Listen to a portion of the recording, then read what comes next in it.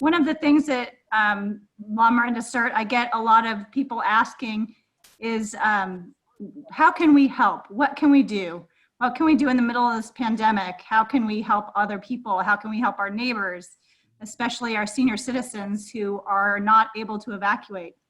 So I hear that quite often, and through my connections with different people, I found out there's this group called Lamorinda Village, which is a collection of senior citizens, and I know that they are very active, and it's a great group in our community to help other people, and it's a great way to actually to volunteer and help people. It's all organized. So one of the founding members is with us tonight, and his name is Andy, and Andy is going to tell us a little bit about what Senior Village or Lamorinda Village is and how we can get involved, and if you are a senior, how you can get involved as well.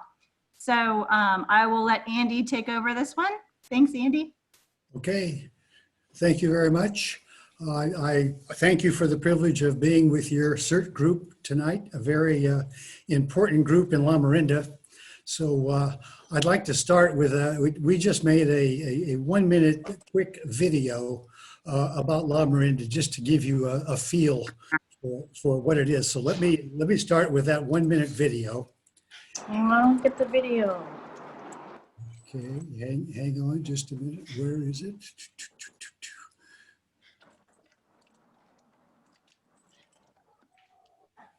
Don't know why I can find it. Can't find it, that's okay.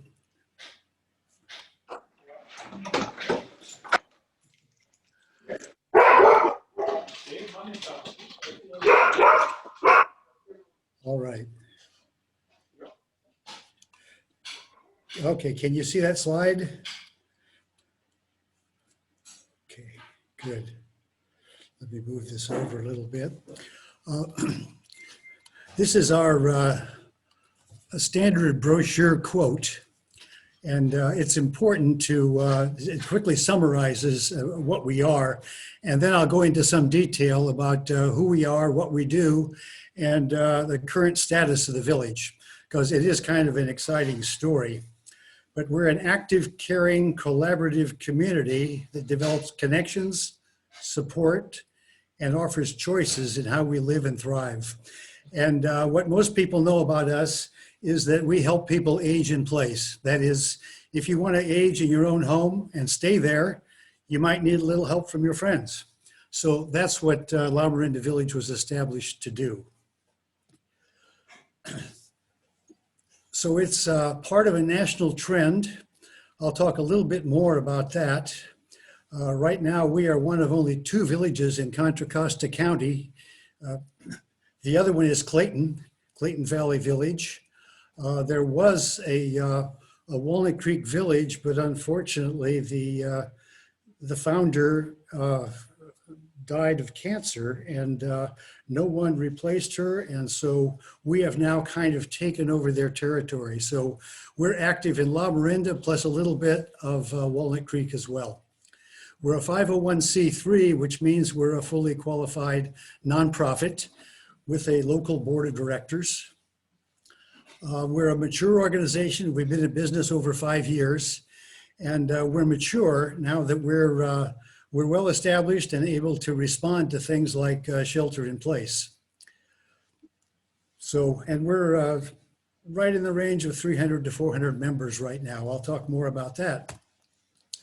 First, I just wanted to do a quick introduction about aging, because not everybody agrees about where we are chronologically. We can agree, but where are we, physically is different. So here's a general view.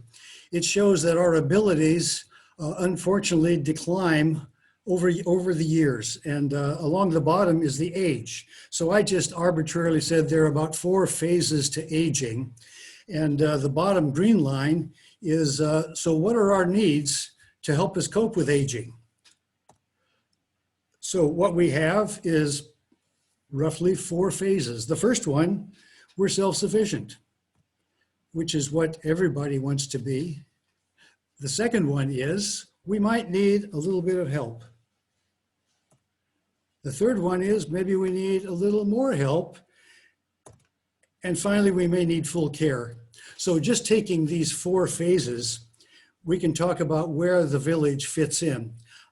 It's helpful for a lot of people to think about aging in this sense, because all of us dream of being perfectly fit, totally competent until the end, and then vertically we die. But that's not reality. It's really more a gradual decline and an increase in needs. So taking the phase 1, what we do when we're self-sufficient is like the search group does. We help others. And it's a great time to volunteer when we're competent, we have some experience. It's a great time to do something for others. The second one is, well, you might need a little help. And I'll talk a lot about shopping and connecting that we've experienced in our 5 years. And then more help, you know, those of us who would like to stay in our own homes might have to add in-home care. And then finally, the decision comes when the 2 lines cross, you may need full care. So do we stay? Do you provide that in the home? Or do you go to a facility, a nursing home, or whatever? So villages are part of the solution to solve this aging problem. The beginning of the village movement, it's about 20 years ago in Beacon Hill, which is a small part of Boston.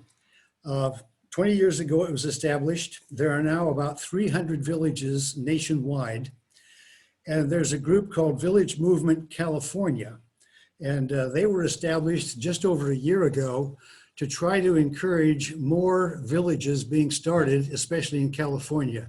Right now, we have over 60 villages in California, centered in the Bay Area and Los Angeles, as you would expect.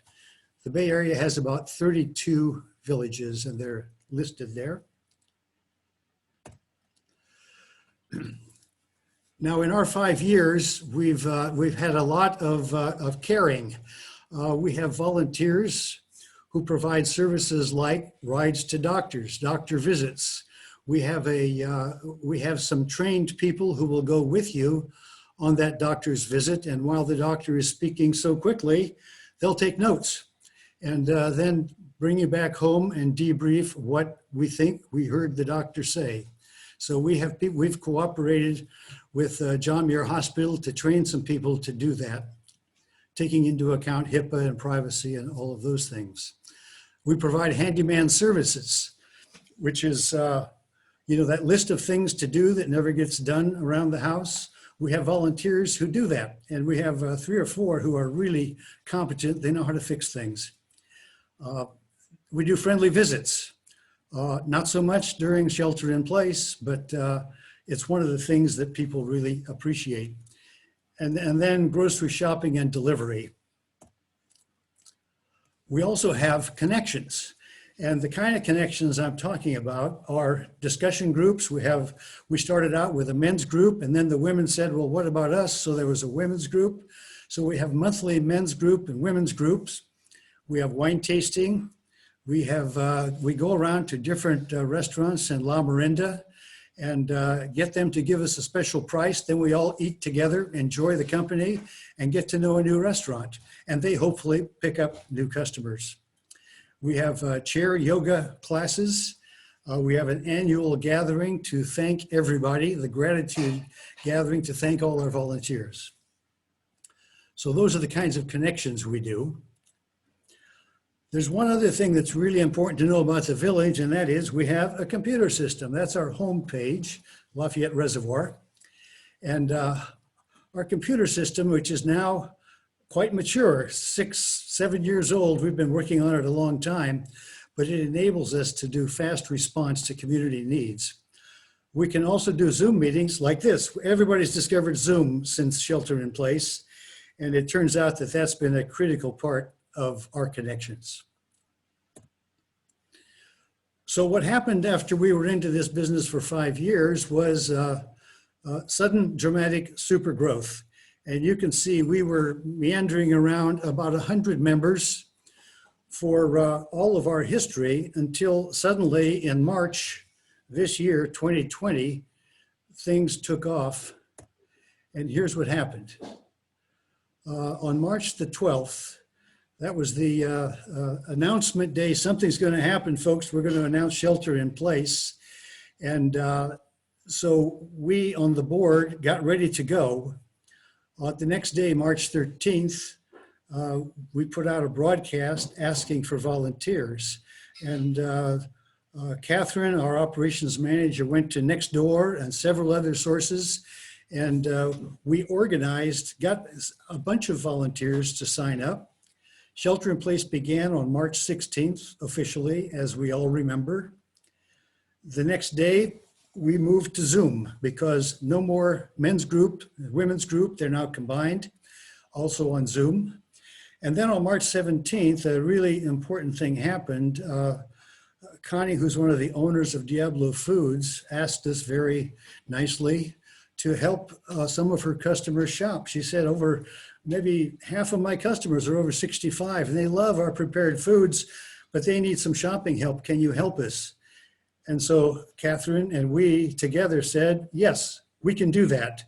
And then we also had a KTVU story featuring that. And suddenly we were on the map. This is the notice that was up in the store in Diablo Foods. And it says, if you're elderly living in Lamorinda, contact Lamorinda Village. And so they did. So the first thing that happened is our request for volunteers was very successful. So we gathered a lot of them in a very short time. We announced that we would have a free shelter-in-place membership beginning on March 18th, no charge. And then we started shopping and delivering on March 19th. We also established a check-in phone program, and that is where we started with the people in our membership who are 90 and over or have special needs. And to make sure we check in, we have a whole group of volunteers that just does check-in calls to find out how are they doing. So we proactively check in to now a lot more than just people over 90, but anybody who needs to be followed up on to avoid isolation, we check in on them. Then we also established a power backup program, which I can talk about. CERT might want to know a little bit about that, but that's later. So here's where we stand right now. We had 112 members as of March 16th, and we now have over 300. That's a dramatic growth. We have 250 volunteers. We used to have about 50 to 60 volunteers. And this has all happened since March 16th. We've done over 1,000 shopping and deliveries. The way that works in the beginning was that the volunteer would call the office and say, I'm ready to go, I've got a car and I'll shop. And then we would go onto our computer system and announce that we had volunteers available. People would call in and say, I'd like a shopping trip. Then we put the volunteer together with the requester on the phone and they would go over the shopping list. The volunteer would then go to Diablo Foods at the beginning, just Diablo Foods, and would do the shopping, pay for it on their own credit card or whatever, and deliver it back to the person. The person would come to the door, recognize it. Our volunteer would say, I've got your groceries here and here's the total. And then they would do a properly distanced exchange of money to pay the volunteer and put the groceries on the front porch. They pick it up and put it inside and put it away. So that was the initial process. Now we've gotten a little bit more efficient, and some volunteers said, you know, it takes a long time to shop and a long time to wait in line sometimes. And so I'll do 2 or 3 in one trip. If the member, the person who wants the food, will come down and meet me in the parking lot, we'll just do a car-to-car transfer. So that volunteer would then do 1, 2, or 3 shopping trips inside the store separately, and then do the handoff in the parking lot. So that's kind of the current procedure. And that's how we've done over 1,000 deliveries so far. Over 1,500 check-in phone calls. And the typical thing is, are you okay? Do you need groceries? Is there anything the village can do for you? And most of all, do you want us to continue to call? Are we just bugging you? And many people say, no, I like your weekly calls. And so we just chat. And so over 1,500 of those have been done. And since we started on Zoom, we've done over 250 meetings. So here's what we learned in summary form. The first thing is that staying home is probably the safest place you can be during the COVID pandemic. And most of our members are in that exposed group, the aging group, and most of us are staying home like good folks, and it's the safest place to be. The check-in phone calls are working, and they're keeping people connected because we're calling people even when there's no need to, and just have a nice chat to be sure that everything's okay.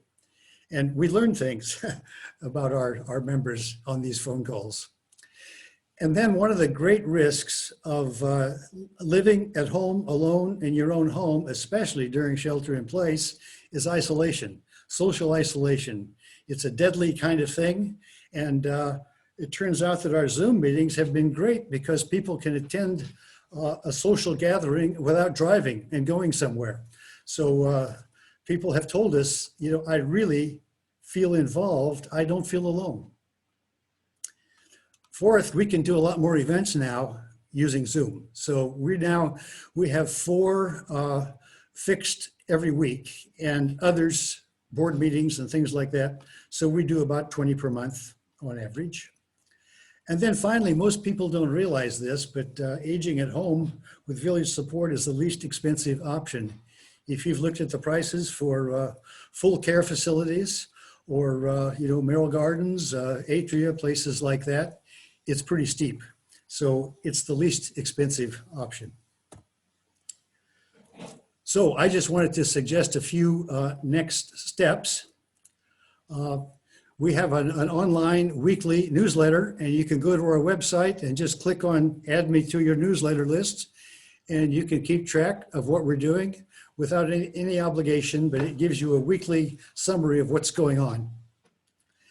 Also, one thing that we would like to talk a little bit about after I stop talking is we'd like to start a cooperation with CERT, because one of the things that has become very clear is that people who no longer have a driver's license living at home, typically alone, might need a little help in the event of evacuation. So I'd like to talk a little bit more about that with you all. And then you can, of course, join as a member. You know, our lower age limit is 55, so everybody qualifies for that. It's a good thing to be a part of a village.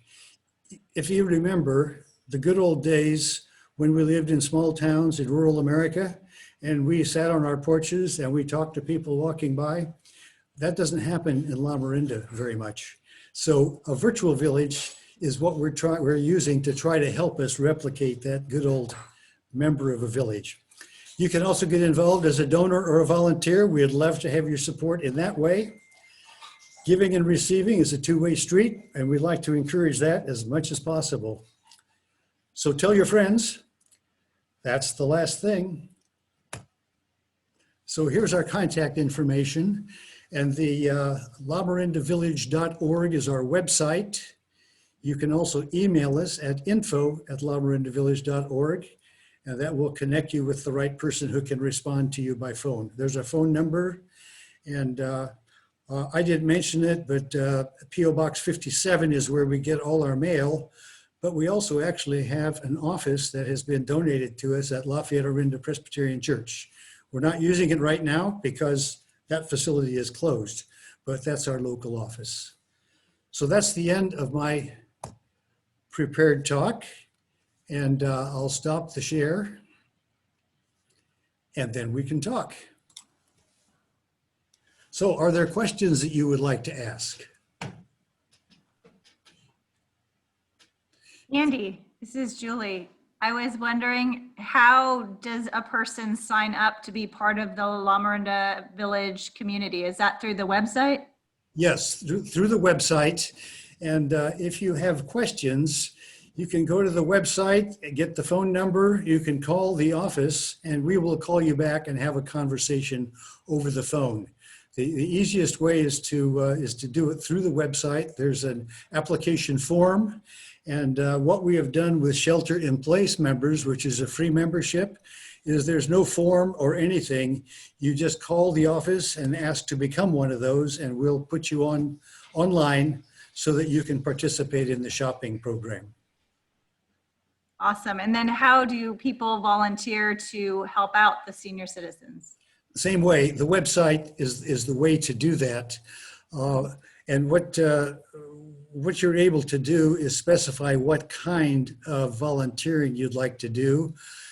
Any restrictions, like I can do Mondays and Wednesdays for 2 hours to do something or other, but you can say, you can limit the amount of volunteering you want to do. Great. Any other questions? Was my description of what the village does, was that clear enough? Do you have a feel for what we do? Yes, it was very clear. Okay, thank you. And I see Joyce Scrack is online. Joyce is a member of our village. Do you want to make a comment at all, Joyce? You know, thanks, Sandy. I really would. As a member of, can you hear me? Yes, we can. Okay, as a member of Lamorinda Village, I have used their volunteer services 5 or 6 times. As a matter of fact, just yesterday, somebody came at my request to pick up a whole bunch of fire extinguishers and flares and take them to Martinez. And that's only the 5th or 6th thing that they've done for me. I have benefited so much from Lamorinda Village, and I appreciate it so much, and I want everybody to know that. All it takes is a phone call. And their contact person, Catherine, is such an angel from heaven. And by the way, you don't wait for an answer. It comes in the next day or two. Andy, this is what I want people to know. Good. Thank you, Joyce. That's wonderful. Any questions for Joyce? I see Catherine on the screen, but she might not be at her computer right now. Catherine, can you hear me? Who knows? She could be having. I can hear you. Sorry. Yes, I can hear you. Thank you, Joyce. That's so nice. Okay. Catherine, you're an angel from heaven. You are sweet. Thank you very much. Catherine, can we see you? Would that be all right? It'll be dark and I'm in my hole in the office. Oh, okay. Anyway, this is Catherine Ijizu. She is our operations manager, and very many people call her an angel. She's the one who juggles and organizes all these things and arranges for our computer system to do the matches between requests and volunteers. And very timely, too. Very timely, yes. We're lucky to have a lot of volunteers at the moment, and we want to help as many older adults in Lamorinda as we can. So we're open to having more volunteers and more seniors who need help. Please spread the word. All right. Okay. One other thing I'd like to mention is that one of our desires in establishing the village was to try to make it really easy for people to help each other. And this turns out to be a really a good thing on both sides of the equation, because the giver and the receiver both get value out of the transaction. Mm-hmm. We had quite a number of young students, college students, home from college during shelter in place, and they just loved what they were doing, delivering food to older people in their homes. It gave them something meaningful to do while they were not in college. So it's a wonderful way to get involved with your neighbors, get to know different people that you wouldn't otherwise know, and help people who really do need help. I have a question. Okay, go ahead. What about having a practice evacuation test of some kind?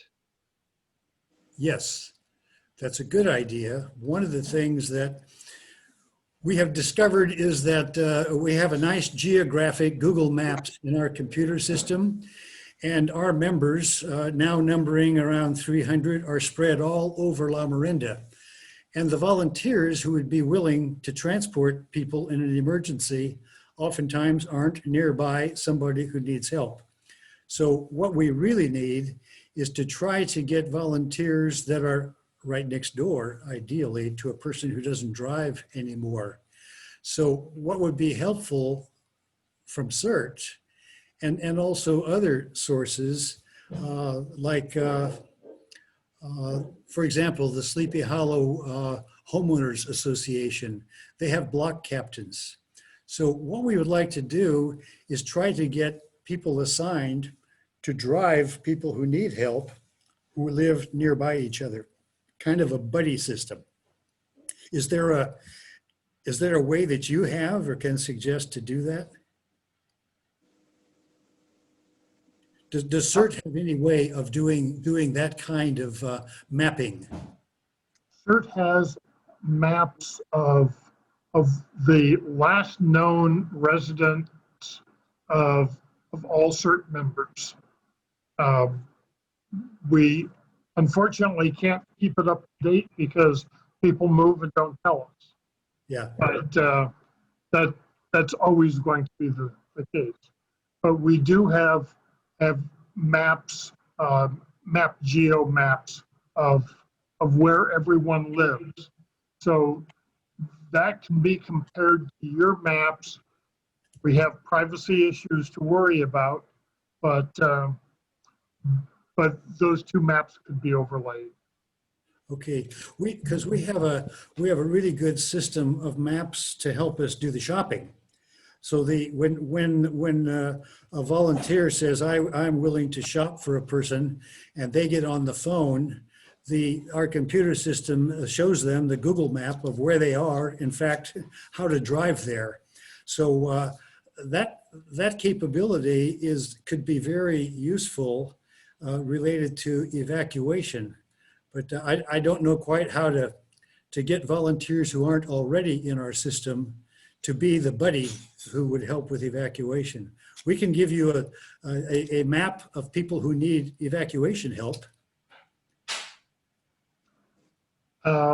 We could look at doing an overlay of those people versus our CERT members, and then find out if the CERT members, number one, are still there, and number two, have the ability and the desire to help. Probably the desire is there, but not always the ability. Okay. Well, okay. We could publish, or we could work with you with our computer system, the mapping part of it, and do a little exercise to figure out how this could work. Finding CERT members who might be willing to volunteer to specific addresses. Would that be a useful first step? We'll have to talk, and let's talk offline about this and try to work out some of the details. Okay, good. You know, another option is organizing your neighborhood, because then you have several people in the neighborhood who look after the other people in in the neighborhood who might need help. We've organized our neighborhood so that we all know who needs help and who has little kids and who is over 90 and all of that stuff. And I think that's an option that allows for more people to be there, because if somebody works and they say, well, I will evacuate that person and they're in San Francisco, that's not going to work out well. That's right. That's right. Diana, what's your neighborhood? Do you have a neighborhood association? Well, we organized our cul-de-sac, which is 14 houses. And then we've picked up a few people from the other side. And I'm in Camino Pablo area. Mm-hmm. And it's been several years that we've had this organization, and it's worked out very well, because we have twice a year potlucks. Well, not this year, We do National Night Out, which not this year, but it's made it so much better for people that really understand who lives around them. Good. We have a similar organization on Normandy and Ridge Lane in Sleepy Hollow. And we get together usually once a year or so, but I know all the names, addresses, and kids of that group. And pets. We have pets too. You have pets too? Yeah, yes, of course, pets. All right. They're kids. Anyway, just a thought. Okay. Andy, I wanted to ask a question about visitors. I know you're probably not doing this now. You're probably not doing in-person visiting. Are you only doing phone visiting for more isolated people who can't Yes, get out? it's all by telephone right now, Right now. except as Joyce mentioned earlier, people come to, volunteers will come to your house and pick up something or deliver groceries or whatever, but not go inside the house. So the handyman services are being delivered, but it's for outside the house services. Like my fence, the gate is broken or something like that. The mailbox fell down. We do that during shelter in place. But the visits, the personal visits are by phone. Okay, so you don't actually meet the person in person? No. Yeah, okay. The other thing, I don't know if I missed this, but did you say there was a fee to become a member? Yeah, yes, there is. We are rearranging our fees right now, but right now the range of fees is from $25 a month to $100 a month, depending. Yeah, okay, maybe you could mute the dog barking. The fees are $25 for a single individual social member, $50 for a couple social member, and that means you would not get volunteer services. Full members get all of those services, and that's $70 a month for a single and $100 a month for a couple. Okay. So the range is $25 to $100 a month, depending on your situation.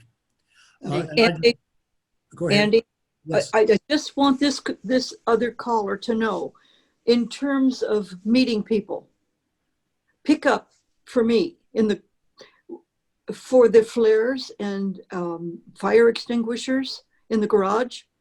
We met, but we were masked and we were distanced. You know, it was not that she came in the house, but we did business in the garage and it worked just fine. I just wanted that to, I didn't want the fact that they don't come in the house to be a stumbling block. We went in the garage, we did business. That's what I wanted you to know. The other contact is Zoom. And we have 2 weekly Zoom meetings for all the memberships. The whole 300 people are invited. And we have regulars. We usually have about, 25 to 40 people online at one time. And the regulars all get to know each other, and there's a chat that's going on one time per week, usually on the Tuesday meeting. We have no structure, and anybody can talk about anything they want to. Our president tries to keep it orderly so that one person talks at a time, but it's a great way to stay in touch and talk about what's happening, with us. The other time per week is on Friday mornings. And we usually have a guest speaker, often from within our membership. We have quite a number of doctors, we have lawyers, we have a number of competent people, and they will do a presentation, much like I did on PowerPoint or something, and then we'll discuss what has been presented as a group of 30 or 40 people. So that is a way of avoiding isolation as well, and it's working really well. Very friendly. Sure helps me. Great, Joyce. Any other questions?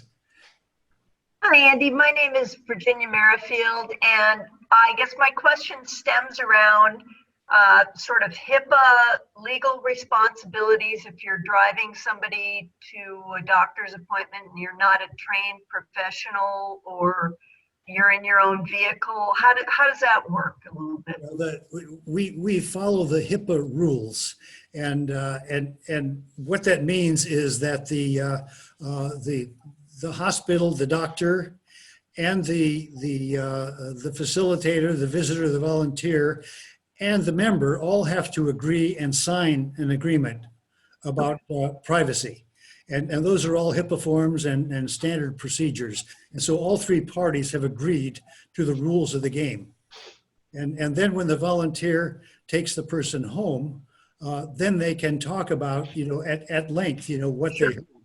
And of course, the volunteer has to be trained in medical jargon so they know what the doctor's talking about when he goes so fast. So yeah, we have been trained using those HIPAA rules. What about physical assistance to and into the vehicle, out of the vehicle? If you're not a trained healthcare professional, what is the level of responsibility? I'm just curious. I can answer. Yeah, go ahead, Catherine. Our volunteers do go through a training process with Mobility Matters. It's, I think, about a 3-hour training session with how to assist somebody, getting in a car, out of a car, and what happens if somebody falls. That type of training in assistance. So Okay. We don't do that for people who are just doing grocery shopping. No, because they're not driving anybody. But for drivers, there's a training that, and also I think you're talking about our MedPal group, Yes. the ones that go to the doctor's appointments and record which medicine to take at what time. Because there could be so many medications. They take notes. They help take notes during the appointment. Right. So the volunteer would be protected from litigation. Yes, according to the HIPAA rules, yes. Okay, thank you. It Yeah. sounds like a wonderful, wonderful program. Now, one other thing we do is the like going shopping for people at the grocery. We also pick up medications, prescription meds, and several of us have done that for people who don't drive anymore. But they'll sign an authorization form, and we'll go and pick it up at Kaiser or wherever. That doesn't require HIPAA training. Any other questions? These are good. Andy, this is Lynn Trowbridge, and I just didn't want to sit here in the background. Andy and I have known each other for years, and Andy knows that I'm a block captain and head of the block captains in Wilder, and that we are working on being able to help with evacuation and whatnot. But of course, Andy also knows that I'm in the elder category in Wilder, but nonetheless, I do think the block captain system is one that might work well through CERT, through Lamorinda Village, to get some coverage at least. What I'm looking for is, thank you, Lynn, and nice to see you. What I'm looking for is a kind of an overlay organization. Lamorinda Village is one, CERT is one, to deal with all these individual block captains and groups, kind of informal groups that have grown up. And I'd like to find some way to glue together all of these various block captains that exist in different organizations to see if we can do some matching with the maps. It's just it's the beginning of trying to help with evacuations. So I'm open to suggestions.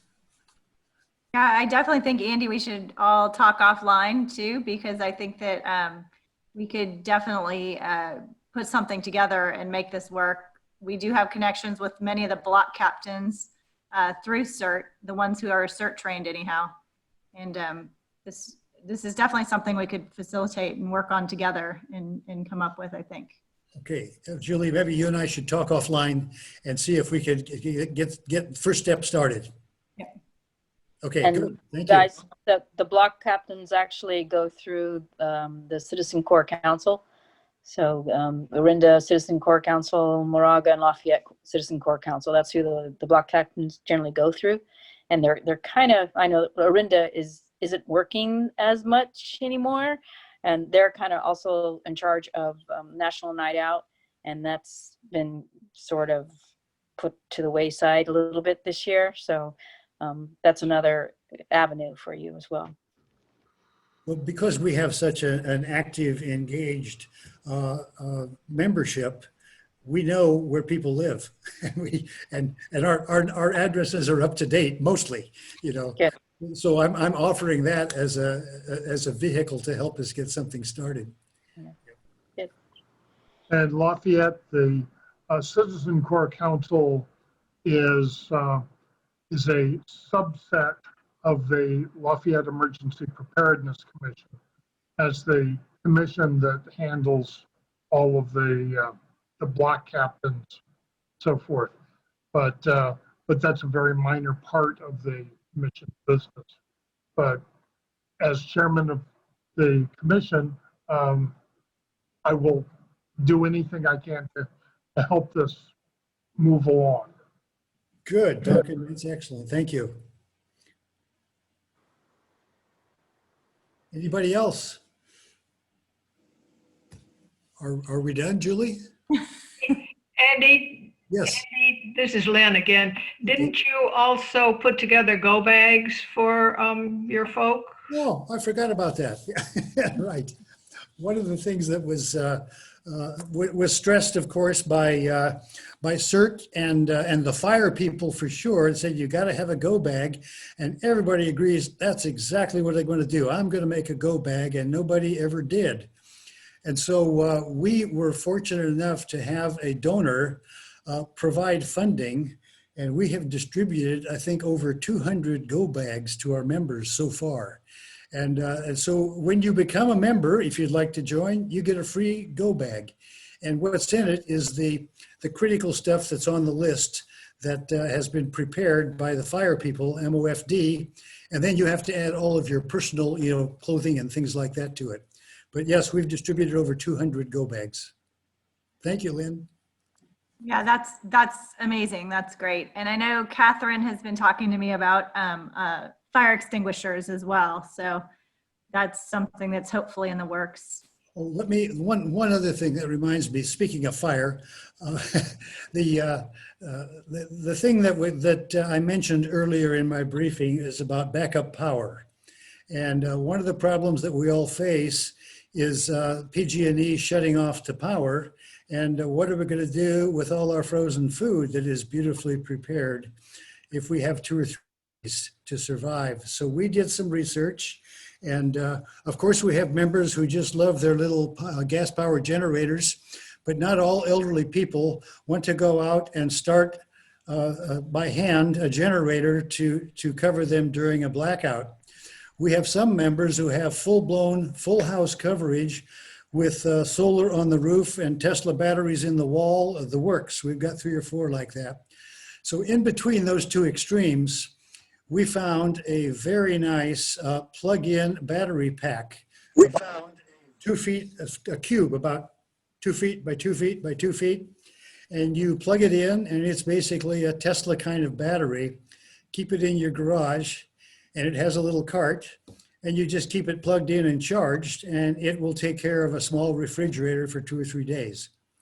So we offer that. We have a vendor, a local vendor, who will deliver it, train you about it, and you can buy it through us at a discount. So that's for members as well. That's a great option. I know on our CERT page on our website, lamorinda.cert.org, we have a bunch of resources. There is a page on generators as well. What's the real importance? I'm sorry, I didn't hear you. We also have a page on generators just to talk about what they are and different options out there. So if you check out the Lamorinda Cert webpage, under resources tab, we've got a bunch of resources as well. Okay. What we tried to do was take a long list of different types and reduce it down to about 3 or 4 options to simplify life for older people. Perfect. Yeah. So does anybody else have any questions for Andy? Andy, the white paper on the Lamorinda Cert resource site talks about all of the options in generators and helps you decide.